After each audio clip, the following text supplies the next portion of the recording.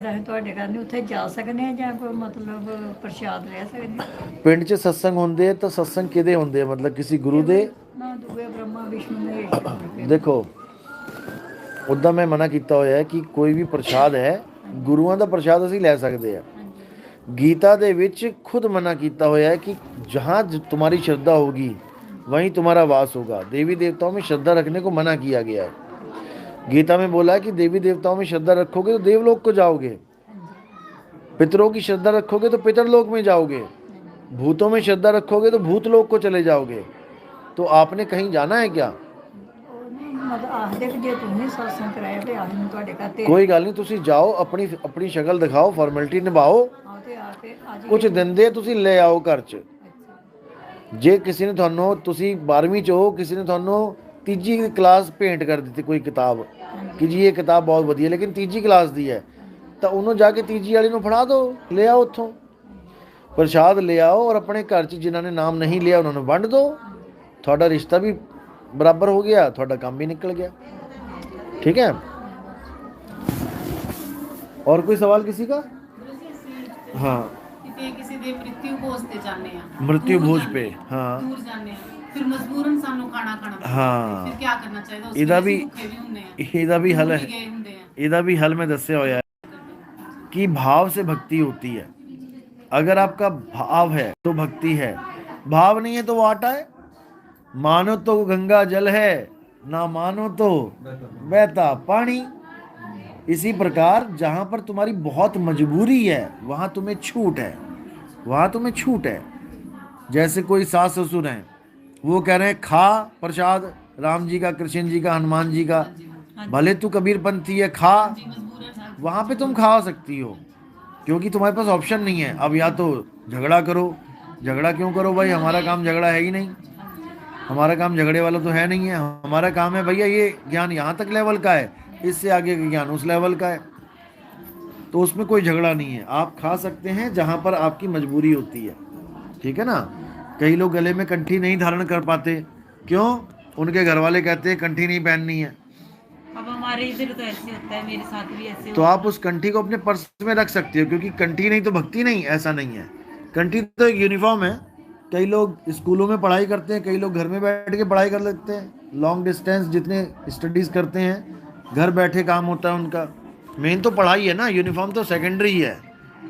तो जहाँ पर ज़रूरी है वहाँ पर पहनना ही पहनना है, और जहाँ पर तुम्हें कोई दिक्कत आ रही है वहाँ पर आप उतार सकते हो, अपने पास रखो। हमारी एक भक्तिन है हरियाणा में, उसका पति तो बिल्कुल देख के राजी नहीं है। वो कहता है कंठी पहन ली तो कैसे पहन ली, तोड़ने पे आ गया तो उसने खुद ही उतार के रख लिया अपने पास। तो उसको अलाउ है भाई, लठ बजाने से अच्छा, झगड़ा करने से अच्छा है, ठीक है धागा ही पहन रखा है ना, उतार के रख लिया अपना, कोई बात नहीं। भक्ति करो, परमात्मा धागे नहीं देख रहा, परमात्मा भक्ति देखता है। धागे तो गुरु देख रहा है कि ये मेरा स्टूडेंट है कि नहीं है। जिस बंदे ने पढ़ाई बनाई है उसको इससे कोई मतलब नहीं है कि ये हरी वर्दी पहन के पढ़ रहा है कि नीली वर्दी की, पीली वर्दी की, गुलाबी वर्दी। वो तो स्कूल वाले देख रहे हैं, केवल टीचर देख रहा है, प्रिंसिपल देख रहा है, वो भी पहचान के लिए कि मेरे स्कूल का बच्चा है कि किसी और का। पढ़ वही सिलेबस रहे हैं, सीबीएसई के जितने भी स्कूल हैं सबकी एक ही पढ़ाई है, यूपी बोर्ड के जितने भी स्कूल हैं सबकी एक ही पढ़ाई है, लेकिन वर्दियाँ अलग अलग हो जाती हैं, तो उसमें क्या हो गया। तो इस चक्कर में भी नहीं पढ़ना है, भाव से भक्ति है। और कोई सवाल? एक सवाल और था कि जो पूछ रहे थे कि पितरों की हम श्राद्ध कर सकते हैं कि नहीं कर सकते हैं। पितरों का श्राद्ध हमारे यहाँ मना है बिल्कुल। पहली बात तो कोई श्राद्ध किसी तक नहीं पहुँचता, ये सब फालतू की बातें हैं कि तुमने यहाँ पे लड्डू बादाम बेसन डाला और वहाँ पर वो उनके लोक में कुछ और बन के पहुँच जाएगा, ऐसा नहीं होता। जैसे हम पैसा भेजते हैं, अमेरिका भेजते हैं या कहीं और भेजते हैं, तो वहाँ पर जब हम पैसा भेजते हैं तो हम अपने इंडिया की ही करेंसी देंगे पहले तो, यानी हमारे इंडियन रुपी ही जाएंगे हमारे जेब से। उसके बाद जो भी देश में हम भेजेंगे फिर वहाँ पर कन्वर्ट होके उस देश की करेंसी हमारे रिश्तेदार तक, हमारे भाई तक पहुँच जाएगी। लेकिन हमारी जेब के पैसे तो गायब होंगे ना, हमारे पैसे हमारे पास थोड़ी नहीं पड़े रहेंगे। अगर पितरों के पास कोई चीज़ पहुंचती है तो हमारे लड्डू पेड़े गायब होने चाहिए, पहले थाली खाली होनी चाहिए। अगर थाली खाली हो गई, तो समझ जाओ कि अब पितरलोक में जो भी डिश वो चाहते होंगे वहां तक पहुंच जाएगी। और तुम्हारी थाली में यहाँ लड्डू पड़ा है और कुत्ता चाट रहा है वहां पे, इसका मतलब वो नहीं पहुंचा वहां पे, यहीं रह गया और यहाँ कुत्ता खा गया। भेजा था किसी और के लिए, खा कुत्ता गया, क्या फायदा उसका। तो इसलिए इन पाखंडवाद से बाहर निकलना है। जीवित माता पिता को भोजन कराओ, मरने के बाद किसी के पास नहीं पहुंच रहा है। जीते जी तो तुम उसको सूखी रोटी नहीं दे रहे हो, उसके बाद दे घी लगा लगा के, उसके बाद क्या कुत्ते को घी दे रहे हो खिलाने खाने के लिए, माँ बाप को नहीं जा रहा है वो। तो इसलिए पितरों की भी कोई पूजा नहीं करनी है, पितर पूजा हमारे यहाँ अलाउड नहीं है। हम ये नहीं कह रहे कि सारी मत करो, केवल नाम दीक्षा वाले जो नाम दीक्षा ले रहे हैं या ले चुके हैं वो मत करो। बाकी ये नहीं कह रहा कि भारतवासी मत करो। भाई जो छोटी क्लास का है वो तो छोटी क्लास की किताबें पढ़ेगा। अगर कोई एक बंदा डॉक्टर बन जाए तो इसका मतलब ये थोड़ी नहीं कि पहली क्लास दूसरी क्लास चौथी क्लास वाले भी डॉक्टर बन गए। उनको तो वही कायदा पढ़ना पड़ेगा, आ से अनार, गा से गमला। धीरे धीरे जब उनकी उन्नति होगी वो खुद समझ जाएंगे। मूर्ति पूजा हम लोग के पंथ में अलाउड नहीं है, हमारे पंथ में अलाउड नहीं है। क्या इसका मतलब ये नहीं कि मैं पूरे देश का विरोध कर रहा हूँ कि कहीं भी अलाउड नहीं होनी चाहिए। मूर्ति पूजा छोटी क्लास है, होनी चाहिए। छोटी क्लास नहीं होगी तो फिर बच्चा बड़ी क्लास में कैसे जाएगा।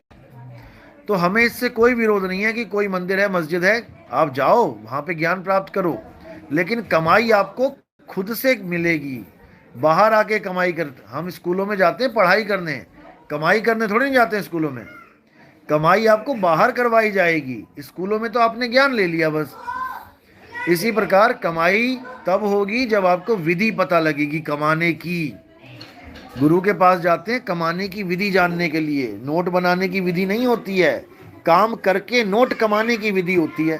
किसी ने दूध का काम कर लिया, किसी ने कपड़े का काम कर लिया, किसी ने मोटर मैकेनिक का काम सीख लिया, किसी ने सिलाई कढ़ाई, किसी ने दर्जी का काम सीख लिया, किसी ने नाई का काम सीख लिया।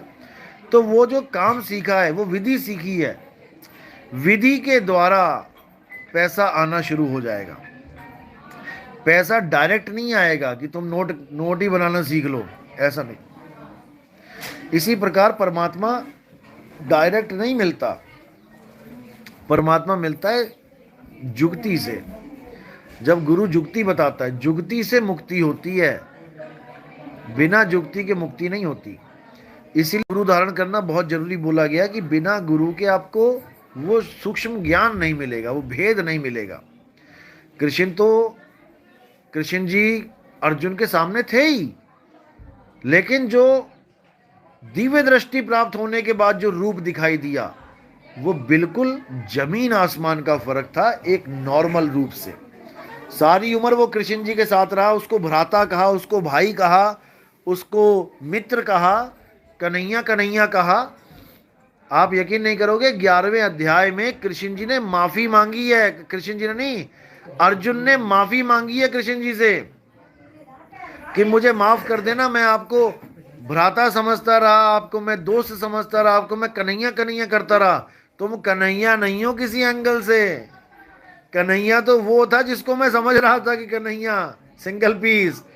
आप कन्हैया नहीं हो भाई, आप आदि पुरुष हो, यानी उसकी निगाह में वो ब्रह्म है, ब्रह्म ही आदि पुरुष है इस 3 लोक का, चौथे लोक का नहीं, 3 लोक का आदि पुरुष ब्रह्म है। प्रथमे आदि ब्रह्म है ना वाणी, इसमें प्रथमे आदि पुरुष करके वही पूर्ण पुरुष है यहाँ 3 लोक में। तो ये सारा खेल है ब्रह्म का। तो अब इस ब्रह्म ज्ञान से आगे का ज्ञान जो है वो है पार ब्रह्म ज्ञान। वहां की जब आप पढ़ाई करोगे तो आपको छोटी क्लास की ना तो जीव ज्ञान की और ना ही ब्रह्म ज्ञान की, अब आपको कोई पूजा पाठ विधि करने की जरूरत नहीं है, किसी ग्रंथ को पढ़ने की जरूरत नहीं है, वो पढ़ाई पूरी हो गई आपकी। अब आप ग्रंथ पढ़ो अपने आत्मा का, आत्म ज्ञान करो, आत्मा रूपी ग्रंथ की पढ़ाई करो। किताबें रूपी तो बहुत कर ली, पोथी पढ़ पढ़ के आज तक खूब ज्ञान कमा लिया, अब ध्यान कमाओ। ज्ञानी तो बने बैठे थे, अब ध्यानी बनो, मालिक के ध्यान में रहो, आत्म स्वरूप के ध्यान में रहो और एक दिन मुक्ति मिलेगी, 100% मिलेगी, कोई रोकने वाला नहीं है। और कोई सवाल किसी का? काल कैसे पैदा हुए? काल कैसे पैदा हो गया, किसने पूछा? काल काल सब कोई कहे, काल ना चीने कोई, और जितनी मन की कल्पना काल कहावे सोई। काल पैदा हो नहीं गया, काल पैदा हो रहा है, साथ के साथ चल रहा है। कई लोग कहते हैं दुनिया किसने बनाई?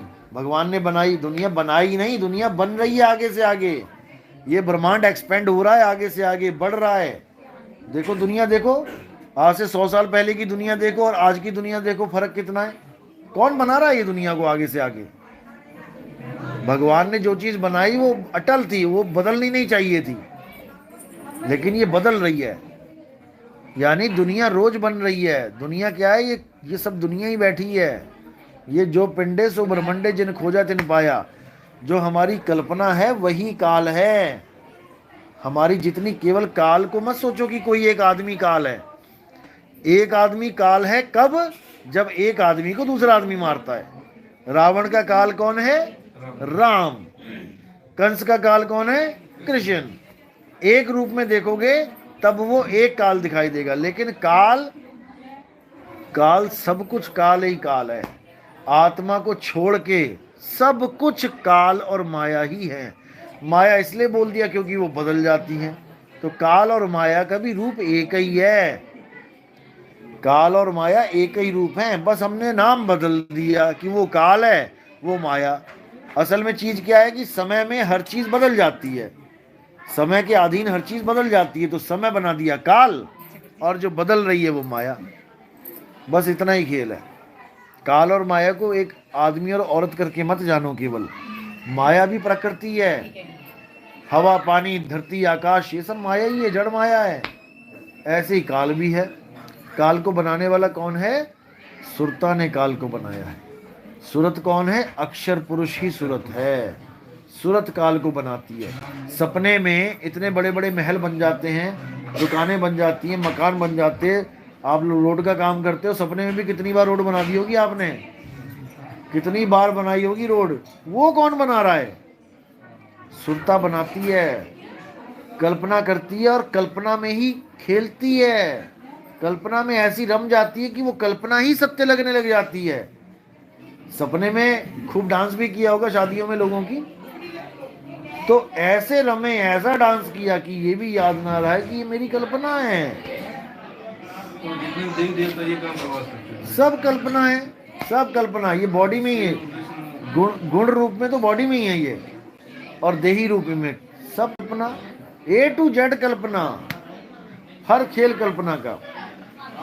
अगर तुम किसी देवी देवता को देखना चाहते हो, आज तक आपने नहीं देखा, मात्र 10 दिनों में देख सकते हो। केवल 10 दिन में जिसके दर्शन करना चाहो सपने में दर्शन देंगे वो। उसका एक जुक्ति होती है, जुक्ति गुरु बताता है। लेकिन चलो हमारा तो सिलेबस ही अलग है, मैं अब जुक्ति नहीं बताऊंगा। पता लगा तुम उसमें रम गए तो पता लगा काली माता के दर्शन कर रहे हो जाके वहां पे। मतलब जो लोग भगवानों को प्रेम कर रहे हैं, देवी देवताओं को, और उनको सपने में नहीं आ रहे वो, तो उसकी एक जुक्ति है। उनको रोज सपने में आएंगे वो, लेकिन तरीका होता है बुलाने का किसी को। वो तरीका भी इन अधूरे गुरुओं के पास नहीं है। ये तुम्हें केवल पत्थर की पूजा करवा सकते हैं देवी देवताओं के नाम पे, लेकिन कोई गुरु ये गारंटी नहीं ले सकता कि तुम्हें सपने में आके कोई राम जी, कोई हनुमान जी, कोई शंकर जी आशीर्वाद दे। वो कोई गारंटी नहीं लेगा। इसकी जुक्ति होती है। खैर वो जुक्ति तो यहाँ नहीं बता सकते। और कोई सवाल हो गए? चलो, है कोई सवाल? ठीक है, अब सेशन बंद करते हैं और आगे नाम दीक्षा का प्रोग्राम है, नाम दीक्षा करेंगे। साईं बंदगी सतनाम।